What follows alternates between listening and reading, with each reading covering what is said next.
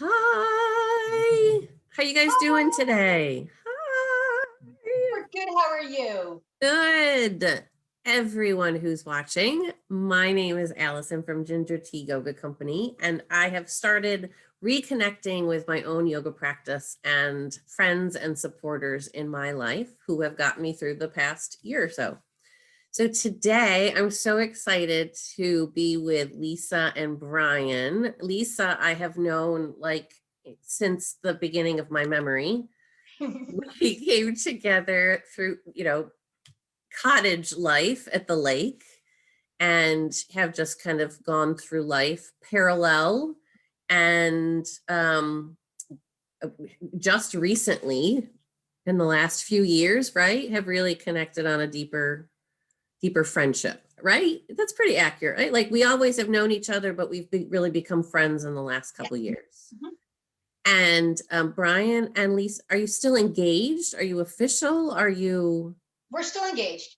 Okay, fantastic. You see that? COVID and everything changes everybody's plans. So congratulations. Thank you. You guys are an inspiration to me. So thank you for being here. So so Lisa has professed that one of the two of them are actually more limber than the other. So I'm inviting all my different types of supporters and friends and yogis and non-yogis to come together to talk about what yoga can do. Lisa, you've done yoga in the past. How does it help you? How does it help with overall wellness, or what do you do yoga for? I do yoga to keep my balance, because that's very important. My core strength, and I also notice that when I do yoga, I'm much straighter, so actually a little taller.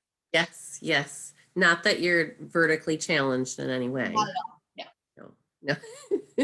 For sure. And Brian, have you done yoga in the past? I have done very little. Only Okay. what Lisa has helped me do. What is your physical activity preference? I go to Orange Theory a couple nights a week. I run. That's generally my Your thing, your jam. So with running, Yep. so repetitive movements and natural wear and tear on joints and things like that, has that affected you over the years? Oh yes. Yes. Okay.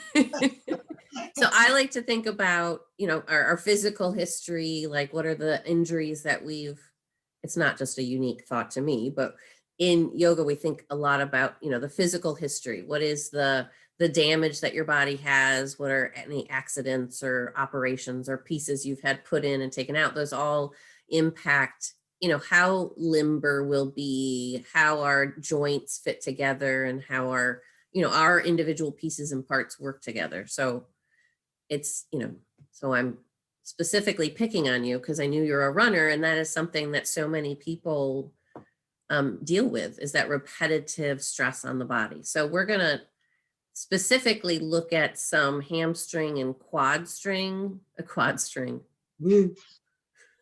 It's been a day and I'm out of words. Good time to do a yoga YouTube video. So we're going to do some quad and hamstring stretches and get you to know your outer hips a little bit more too, because these are just some movements you can do every day, or every other day, or whenever you think about them, to counteract some of the the activity that you're doing recreationally and physically.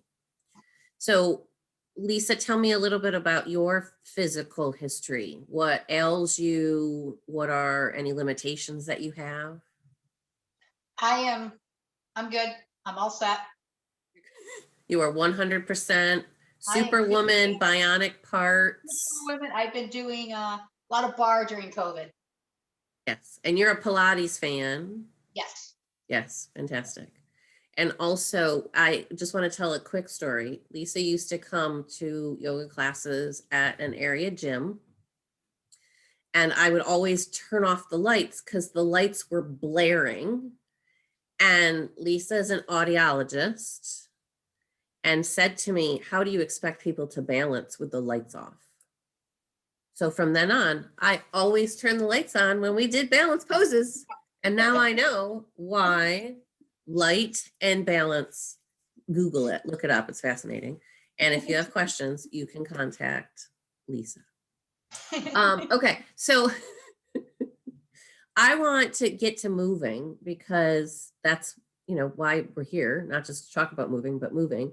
So I'm going to reposition my camera a little bit, and I'm going to have both of you come to stand at the top of your mat. If you have something around you, whether it's those pillows behind you or some books, something that might raise the ground up, like that much if you want, because I'm just thinking maybe Brian will want to move the floor closer a couple times. You might want to grab a few blankets, a small dog, a footstool, whatever. That just something that might move the ground up closer for you. That way when you bend. You don't want one? Just in case. Don't want me to look bad? I won't make you look bad. No, no one looks bad. Nobody looks bad. Nobody looks bad. I mean, we're not doing brain surgery, so it's all about you and your body as well. That's part of the idea. Okay, so place your heels underneath your hips so you feel very grounded, and become aware of the sensation of lifting up your kneecaps.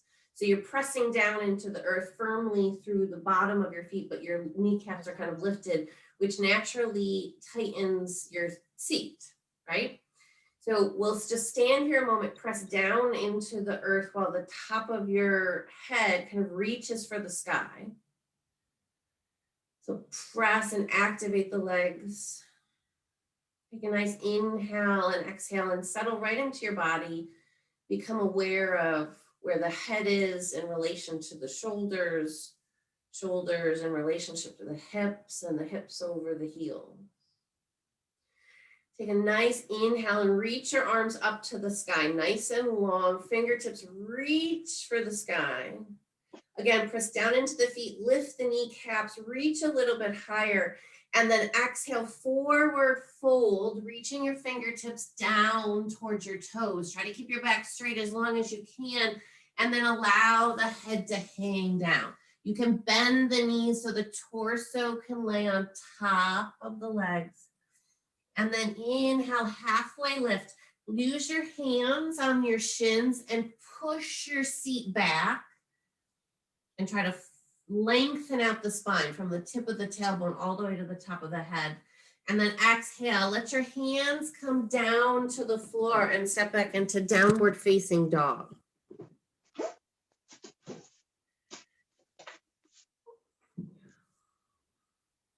Inhale, lift your right heel nice and high to the sky, but keep the toes down. And then step through, place that foot in between your hands. And Brian, this is the first place that you might want something to make the floor a little bit closer. You're purposely off screen a little bit there, so. Yeah. Right, so here, allow the back knee to lengthen out behind you. Don't place it underneath the hip, but more in behind the hip.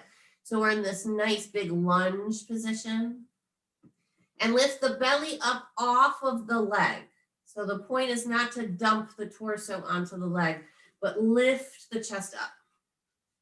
Put your hands And on so this is the first place you can settle into. The front knee, maybe over the ankle, maybe beyond. Lift the torso up off of the legs and continue to scooch the back leg back a little bit until you have the right amount of tension. You feel some tension, Brian? Mm-hmm. Yes? Okay, good. Not too much tension. You want that kind of the border between enough and too much. Now lift your chest towards the sky. So and we can keep the hands down, Lisa, on the mat. I know you like some power yoga, girl. You just like, no, we just don't have time for that. This is just, a couple little flow things, right? So we're trying to maximize the stretch that you get in the front of the left leg, right? And pick your chest up. Try to pull your chest towards the sky and then pull your shoulder blades back. And then just settle here for one more breath. Inhale here, push the weight back so the left hip is over the left knee, right? Use the blocks, flex the foot. Give him a pillow. There you go. I warned you, Brian. I did. I told you, right? So, and then bring your weight back so the hip is over the knee, but then make sure the hips aren't doing anything wonky, right? The more you flex that front foot, the more you sit back, the more the leg straightens and you feel something. Do you feel something, Brian? Oh, I feel lots of something. Okay, good. Okay. So you can, it's custom. Yoga is like custom. So you can make it what you need to be. So it might be you're further forward or your toes not as flexed too much, but it's not one size fits all. So when you push back, try to level the hips so one hip isn't higher than the other. And then, you can sit back. You can also sit on a block. You can sit on a bolster. Like this can become more of a restorative. You can sit here longer if you want. Barn won't be so tight. Yeah, Brian's like, yeah, I'm done with that. Okay, bring back forward the right knee over the right ankle. Bring your blocks or props forward if you have them. And then from here, bring both hands inside of the leg. And then both hands are on the floor or on blocks. Brian, those blocks are for you, right? Yep. And again, make sure the hips are square. We tend to like drop one side high or the other side. Just try to keep the hips, down. I told you at the end of the day, I'm running out of words, right? Like my guest host, Avery. London Bridges. She's like, when the dog walks through the work conference call. Okay, so from here, we're going to transition back through runner's lunge here with the left hip over the left heel. Use your props again if you need them. Even out the hips, pull the right hip back. No, left hip back. No, right hip back, left foot forward, left hip forward. So we're kind of twisting. And then exhale, bring it forward again. This time, put the blocks to the side, reground your palms, curl your back foot, lift the knee up first, and then step back to downward facing dog. Right, simple, right, Brian? Simple. Yep. Make sure you're bending your knees. Push your ears in alignment with your arms. And then you can drop your heels. Next, inhale, lift up with the left leg, toes pointing down, and then step through, bringing that foot forward. Grab your blocks. We're back here again, Brian. Right? So walk the back leg far back. So you're nice and open in the groin. And then drop that knee nice far away from the other grounded foot. So you feel that reach. And then lift the torso up off of the thigh. So we're not kickstanding it down, but lifting up. And then think about the chest, reaching upward.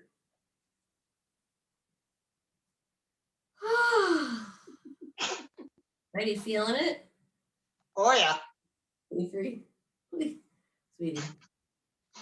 Remember that conversation we had for the longest time? This is the moment. If she does a full gainer off that, I'm going to be so impressed. No, we're just working on balance at the moment. If she doesn't fall off, I'm impressed. So as we did before, lift, don't dump into the front, but lift everything upward. Take your blocks or pillows backwards. So right hip is over the right knee. And then make sure that the pelvis stays. Hands can come to the floor, to block, to pillows, whatever. And adjust the sensation by how far you go back. And try to straighten out the back. Pull the shoulder bones back, the chest forward, so your whole torso is a nice line, and you'll fold from that line.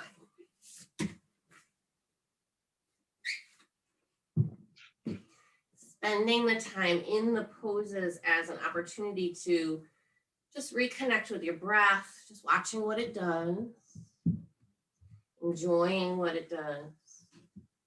And really using it as an opportunity to focus on what you're doing. So we're connecting our bodies, our minds, our breath.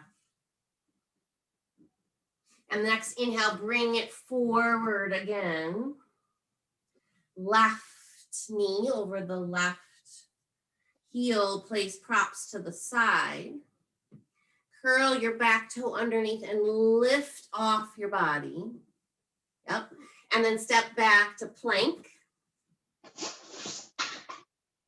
You've been waiting for that one, Brian. I can plank all day. All right, good, good, good. Make sure the hands are spread, push away from the mat, weight back into the heels, engage the belly button so the core is working as well. And then exhale, drop your knees and we'll rest in child's pose. So that progression, I'll take you through again. Avery, we talked about this. You can't be disruptive, okay? If you want to stay in here, you can stay on the bed. If I have to ask you again, I won't be able to have you in here anymore, okay? Yes, but please get out of the frame of the camera, okay? Avery, I'm not going to ask you again. Just let me untie it. I'm very angry at you right now. I'm fine! Even more now. Just So while you're in child's pose, just allow the hips to reach downward towards the floor. Fingertips tiptoe forward. And you can just heavy the torso again towards the thighs. Brian, if you want to sit on a block, you can always raise up the seat so that it's grounding into something if you're hovering above the floor. And again, use this as an opportunity to inhale and exhale and ground yourself in the moment that is here.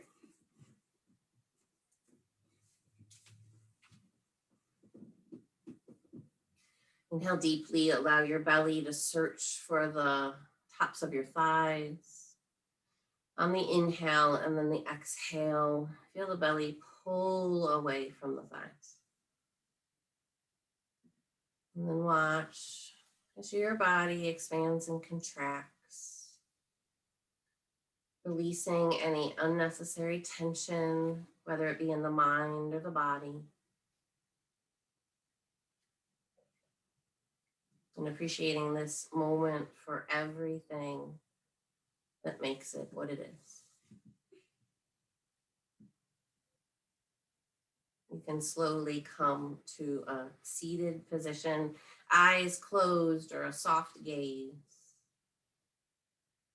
You may bring your hands to heart center, perhaps bow your head, giving yourself a moment of gratitude. May you be happy and healthy, safe and protected, calm and connected, peaceful and free. Namaste. Thank you so much. Thank you, thank you, thank you.